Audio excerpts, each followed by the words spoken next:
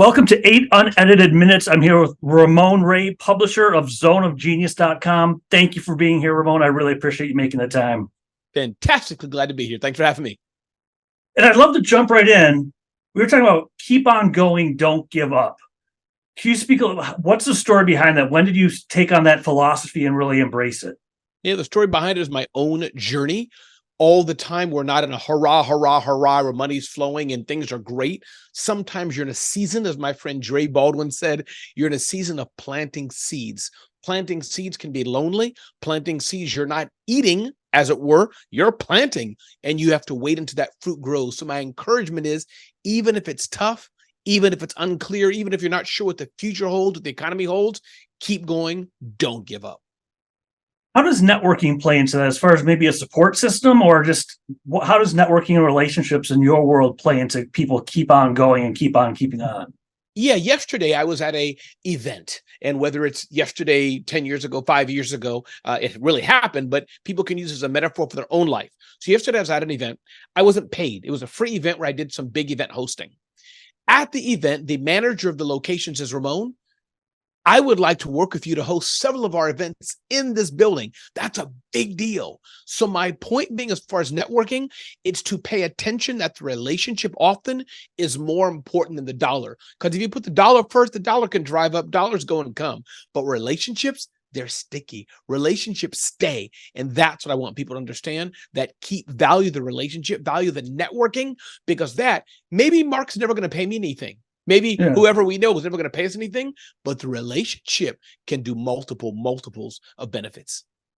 If you're growing a business, how do you balance having relationships and not being too pushy with actually having income coming in? Because I know some people, they'll say, well, I give and give and give, and I'm not getting anything back, and that's the wrong mentality. How do you balance between having relationships but actually making money too without being too salesy?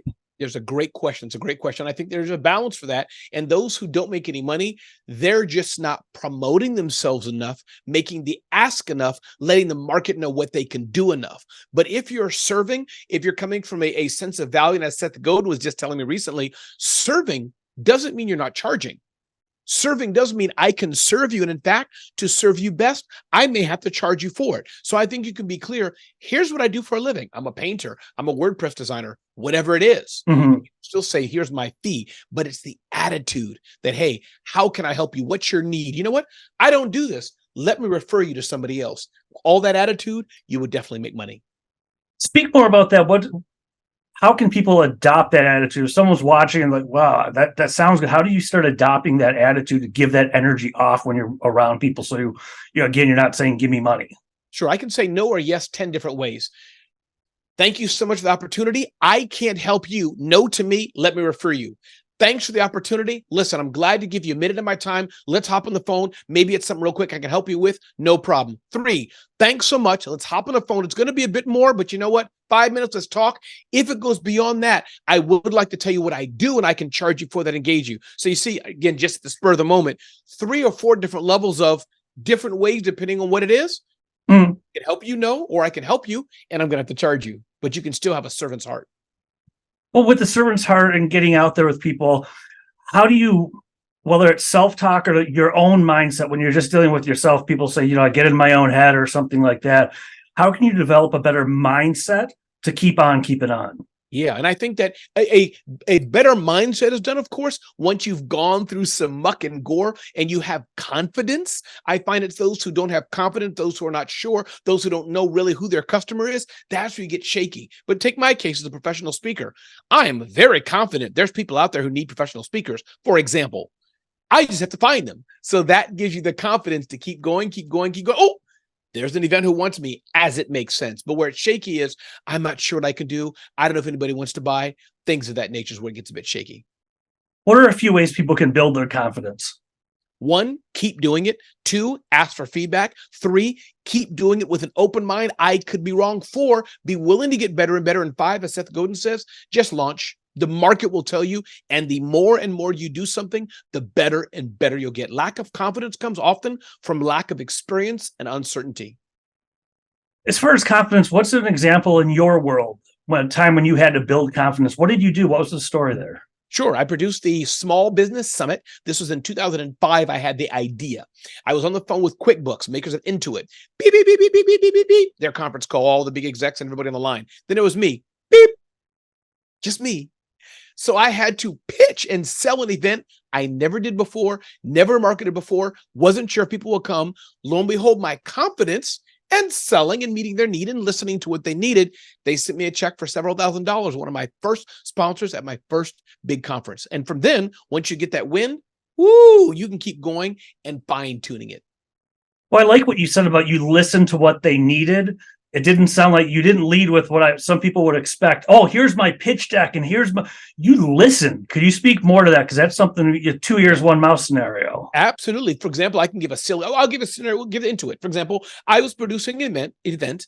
There's 300 people going to attend. I want sponsors. I have exhibit tables, logos, all the things that may go with an event. Got it. But let's say, Mark, it's you. I'm pitching. Hey, Mark, I'm Ramon Ray. Thanks for taking the time to blah, blah, blah, blah, blah about the event. So, Mark, here's the event. But, Mark, before I go on, and literally what I say, what's important to Intuit? Mark, what are some of the metrics that make you a success? Literally, I say those words. Mark, what are you looking to do the next few months? Mark's going to come back and say, Ramon, listen, thought leadership. This is what I'm hired and fired on. Mark just started at QuickBooks. Oh, Mark's judged on thought leadership and getting his executives on stage. Great. Scrap what I was going to come with. Mark, for a fee after we start talking, I will get your executive 15 minutes at my big event with 300 people, press, media, bloggers.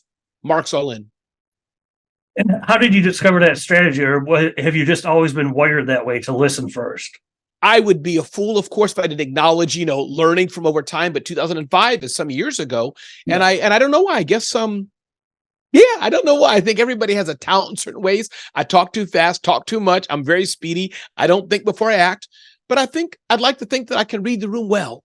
That, after reading back in the day, Inc. or Entrepreneur, Black Enterprise, reading some good books, learning from Seth Godin over the years, permission marketing, things like this, back in that time, that was X years ago, you pick up a few things now and then and you kind of get the intuition.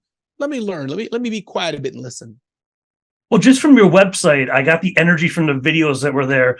And you just said you talk too fast. That's something I have to consciously do myself and realize it sounds slow to me, but it's a regular speed for other people. Do you turn a weakness into a strength with that? Because you obviously in the videos I saw, you embraced it. You were not talking slow like an academic professor. Did you embrace it intentionally, or did you just roll with it? You have hit on something very well. So the answer is yes to both. I had a period in my life where I wasn't comfortable being myself. I wanted to be somebody else. Now, I don't want to talk as fast so people can't understand me. That's not cool at all. But yes, Mark, I've realized companies are hiring me over and over and over and over again. I'm one of the most in-demand motivational MCs out there, meaning there's a lot of us out there, but in my space. And I believe what they're buying is I hear it all the time. High energy, high energy, high energy. Not fake, but there's something by God's grace that I'm bringing to the room that people want because my next year is booked. Awesome. Well, we've covered a lot of ground in a very short period of time. If someone's watching, and if you were to tell them to keep on, keep it on, keep going, do this one thing, if nothing else, what would that one thing be? I think that one thing is always ask others, how can I help you and add value to your world? And you'll watch butterflies bloom. And where can people find you online? Connect with me at zoneofgenius.com, zoneofgenius.com, or ramonray.com, ramonray.com. Sounds good, Ramon. Thanks again for the time. This has been awesome.